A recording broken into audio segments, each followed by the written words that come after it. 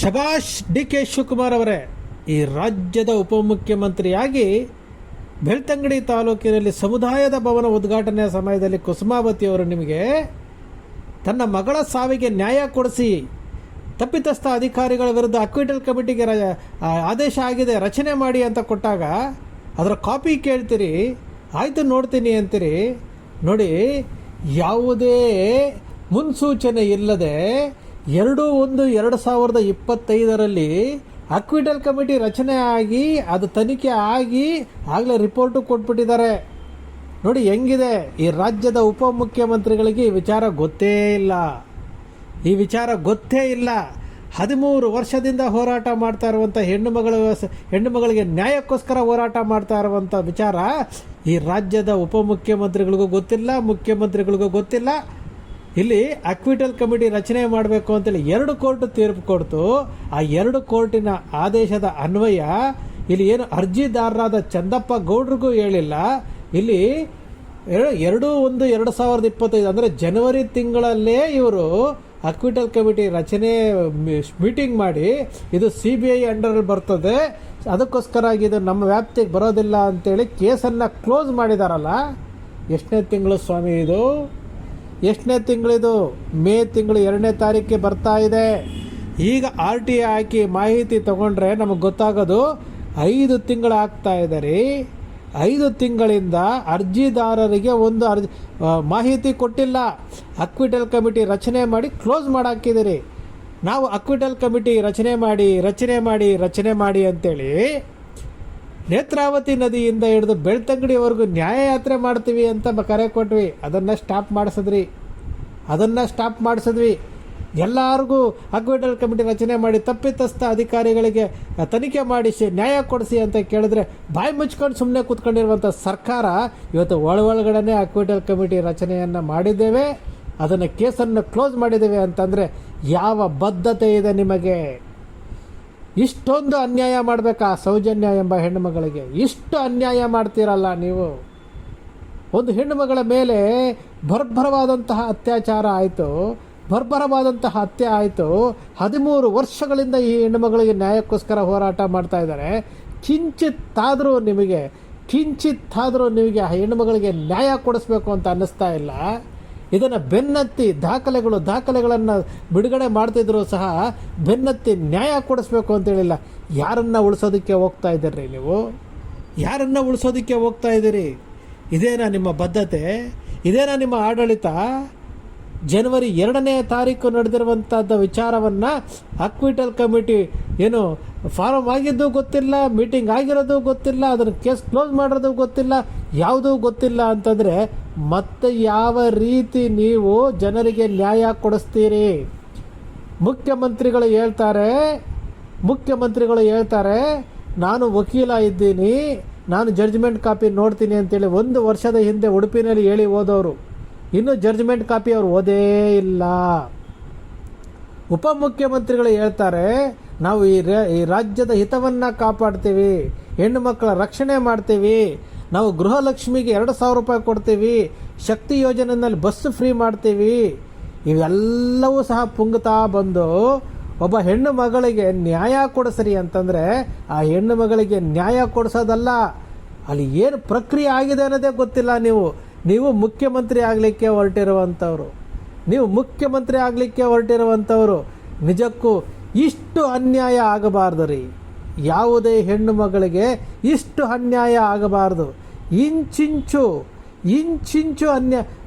ವಿಚಾರದಲ್ಲಿ ಅನ್ಯಾಯ ಮಾಡ್ತಾ ಇದ್ದೀರಲ್ರಿ.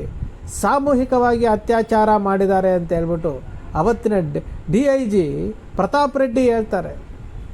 ಅಲ್ಲಿ ಅವತ್ತು SP ಆಗಿದ್ದಂಥವರು ಅವರು ಹೇಳ್ತಾರೆ ನಾವು ಅರೆಸ್ಟ್ ಮಾಡಿದ್ದೀವಿ, ಸಾಮೂಹಿಕ ಅತ್ಯಾಚಾರ ಆಗಿದೆ ಅಂತ ಹೇಳ್ತಾರೆ. ಎಲ್ಲವನ್ನೂ ಹೇಳ್ತಾ ಇದ್ದಾರೆ ರೀ. ಯಾರನ್ನು ಉಳಿಸೋದಕ್ಕೆ? ಇಷ್ಟು ಸಾಕ್ಷಿ ನಾಶ ಮಾಡಿದ್ದಾರೆ. ಕೋರ್ಟ್ ಹೇಳಿದೆ ತಪ್ಪಿತಸ್ಥ ಅಧಿಕಾರಿಗಳ ವಿರುದ್ಧ ಅಕ್ವಿಟಲ್ ಕಮಿಟಿ ರಚನೆ ಮಾಡಿ ನ್ಯಾಯ ಕೊಡಿಸ್ರಿ ಅಂತಂದರೆ ಒಳಗಡೆ ಈ ಕಮಿಟಿ ರಚನೆ ಮಾಡಿ ಮುಚ್ಚಾಕ್ಬಿಟ್ರಲ್ಲ ಸ್ವಾಮಿ, ಮುಚ್ಚಾಕ್ಬಿಟ್ರಲ್ಲ. ನಿಜಕ್ಕೂ ನೀವು ನಿಮ್ಮ ಮನಸ್ಸಾಕ್ಷಿ ಅನ್ನೋದಿದೆಯಾ? ಹೋರಾಟಗಾರರು, ಹಿಂದೂ ಹೋರಾಟಗಾರರು ಕೇಸರಿ ತೊಟ್ಕೊಂಡು ಆ ಕೊರಗಜ್ಜನ ಮುಂದೆ ಕೇಸರಿ ತೊಟ್ಕೊಂಡು ಆ ದೇವರುಗಳ ಮುಂದೆ ಏನು ಹೋರಾಟ ಮಾಡಿ ಹಿಂದೂಗಳ ರಕ್ಷಣೆ ಅಂತ ಹೇಳ್ತಾ ಇದ್ದೀರಲ್ಲ, ನಾಚಿಕೆ ಆಗಬೇಕು ನಿಮಗೆ. ನೋಡ್ರಯ್ಯ, ಇದು ಆಗ್ತಾ ಇರುವಂಥದ್ದು ಚಕ್ರವರ್ತಿ ಸುಲಿಬೆಲೆ. ಹಿಂದೂಗಳ ರಕ್ಷಣೆಗೆ ಅಂತೇಳಿ ಭಾಷಣ ಮಾಡ್ತೀಯಲ್ಲ, ಇದು ಅನ್ಯಾಯ ಅಲ್ವೇನಯ್ಯ ಇದು?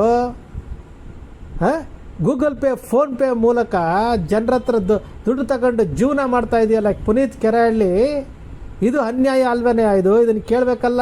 ಒಬ್ಬ ಪತ್ರಕರ್ತನಾಗಿ ನ್ಯಾಯ ಒದಗಿಸ್ಬೇಕಾದಂತಹ ಕಿರಿಕೀರ್ತಿ, ಇದು ಅನ್ಯಾಯ ಅಲ್ವೇನಯ್ಯ ಇದು?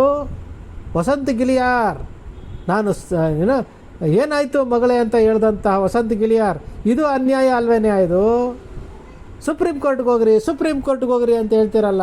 ಇಲ್ಲಿ ಅಕ್ವಿಟಲ್ ಕಮಿಟಿ ರಚನೆ ಮಾಡಿ ಇಲ್ಲಿ ಯಾರಿಗೂ ಗೊತ್ತಿಲ್ದಂಗೆ ಮುಚ್ಚಾಕಿದ್ದಾರೆ. ಇದ್ರ ಬಗ್ಗೆ ಪ್ರಶ್ನೆ ಕೇಳಲ್ವಾ? ನ್ಯಾಯ ಕೊಡಿಸಲ್ವಾ ನೀವು? ಮತ್ತೇನು ನ್ಯಾಯ ಕೊಡಿಸ್ತೀರಿ ನೀವು? ಮತ್ತು ಯಾರಿಗೆ ನ್ಯಾಯ ಕೊಡಿಸ್ತೀರಿ ನೀವು? ಹಣವಿದ್ದವರನ್ನು ಬಚಾವ್ ಮಾಡಲಿಕ್ಕೆ ಮುಂದೆ ಹೋಗಿ ಬರ್ತಾ ಇದ್ದೀರಾ? ನಿಜಕ್ಕೂ ನಿಮ್ಮನ್ನೆಲ್ಲ ಆ ಭಾರತ ಮಾತೆ ಆ ಒಡ್ಲಲ್ಲಿ ಇಟ್ಕೊಂಡಿದ್ದಾಳಲ್ಲ. ನೋಡ್ರಯ್ಯ, ಇದು ಕಣ್ರಯ್ಯ ಹೋರಾಟ, ಇದು ಹೋರಾಟ. ಈ ಹೋರಾಟಕ್ಕೋಸ್ಕರ ಎಷ್ಟು ಶ್ರಮ ಪಡ್ತಾ ಇದ್ದೀವಿ, ಆ ಹೆಣ್ಣು ಮಗಳಿಗೋಸ್ಕರ ನ್ಯಾಯಕ್ಕೋಸ್ಕರ ಎಷ್ಟು ಶ್ರಮ ಪಡ್ತಾ ಇದ್ದೀವಿ. ಏನಾದರೂ ಗೊತ್ತಿದೆಯಾ ನಿಮಗೆ? ನಾಚಿಕೆ ಆಗಬೇಕು ನಿಮಗೆಲ್ಲನೂ. ನಾಚಿಕೆ ಆಗಬೇಕು ನಿಮಗೆಲ್ಲನೂ. ನಿಜಕ್ಕೂ ಹೊಟ್ಟೆಯಲ್ಲಿ ಬೆಂಕಿ ಬಿದ್ದಂಗೆ ಆಗ್ತಾಯಿದೆ. 13 ವರ್ಷಗಳಿಂದ ಈ ರಾಜ್ಯದ ಉಪಮುಖ್ಯಮಂತ್ರಿಗೆ ಕಮಿಟಿ ರಚನೆ ಆಗಿರೋದು ಗೊತ್ತಿಲ್ಲ. ಬಂದು ನೋಡ್ರಿ, ಆ ಕಾಪಿ ಕೊಡ್ರಿ ಅಂತ ಹೇಳ್ತಾರೆ ಅಂತಂದರೆ ಇವರಿಂದ ಯಾವ ನ್ಯಾಯ ನಿರೀಕ್ಷೆ ಮಾಡಲಿಕ್ಕೆ ಆಗತ್ರಿ? ಮೀಡಿಯಾಗಳೇ, ಜಯಪ್ರಕಾಶ್ ಶೆಟ್ಟರು ಏನು ನ್ಯಾಯ ಕೊಡಿಸ್ತೀನಿ ಅಂತಂದ್ರಲ್ಲ, ನೋಡ್ರಿ ಇದು ಕತೆ. ಯಾರಿಗೆ ನ್ಯಾಯ ಕೊಡಿಸ್ತೀರಿ ಜಯಪ್ರಕಾಶ್ ಶೆಟ್ಟರೆ? ಕೇಳ್ರಿ ಸರ್ಕಾರನ. ಯಾತಕ್ಕೆ ಕೇಳ್ತಾ ಇಲ್ಲ? ಯಾರನ್ನು ಉಳಿಸೋದಕ್ಕೆ ಹೋಗ್ತಾ ಇದ್ದೀರಿ?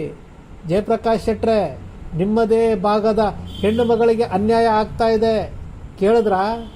ಕೇಳಿದ್ರೇನ್ರಿ? ಕೇಳೋದಿಲ್ಲ. ಯಾಕೆ? ನಿಮಗದು ಬೇಕಾಗಿಲ್ಲ. ನಾವು ನ್ಯಾಯ ಕೊಡಿಸ್ತೀವಿ ಅಂತೇಳಿ ಬಂದು 2-3 ಎಪಿಸೋಡ್ ಮಾಡಿ ಓಡೋದವ್ರಲ್ವ ನೀವು? ಯಾರಿಗೆ ನ್ಯಾಯ ಕೊಡಿಸ್ತಾ ಇದ್ದೀರಿ?